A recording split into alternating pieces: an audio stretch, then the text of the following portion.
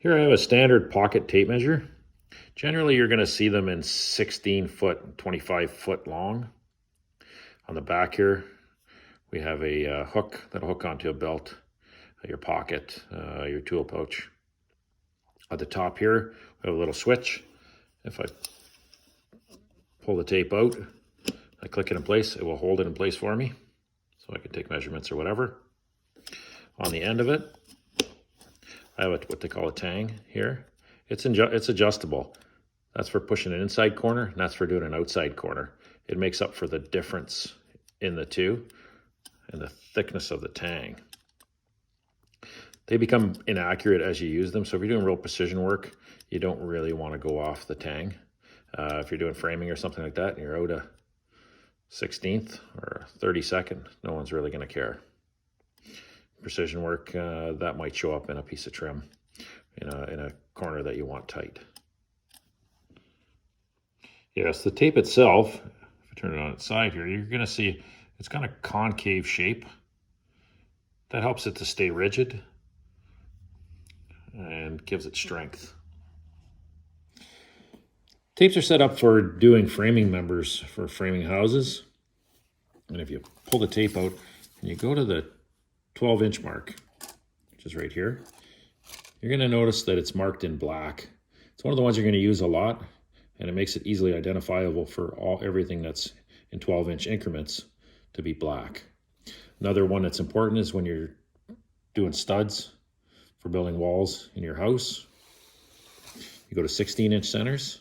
So if you look at the 16 itself here is generally marked with a red. So 16, 32. Any increments of 16 will be marked in red. Another one that's marked on here, which most people don't know about, is we have a little diamond shape here at the top at 19.2 inches. That's used for engineering flooring members.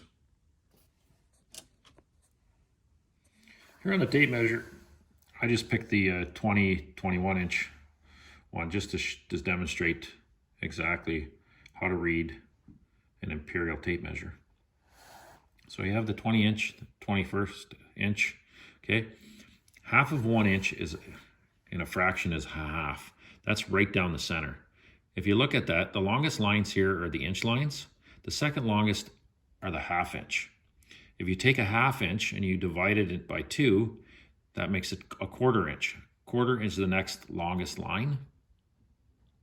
If you take a quarter and you cut it in half, you're going to get 1/8 of an inch, which is this one right here, which is the next shortest line. On a typical tape measure, basically the smallest increment you're going to go is a 1/16 of an inch, and that's the one in between right here, and it is the shortest line on this particular tape measure. On the bottom here, it has it marked out, the 1/8, quarters, 3/8. The best advice I can give you is learn how to read your tape measure. If you're reading this tape and you're looking at feet and inches combined, so you're looking for 1 foot 8 inches, you'll see here, and it tells you 1 foot 8 inch.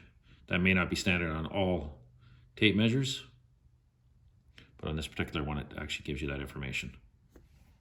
You take a measurement and it's off the edge of something, you just take your tape, you hook the tang onto the edge, you pull it out, and then you can mark with a pencil whatever measurement you're after.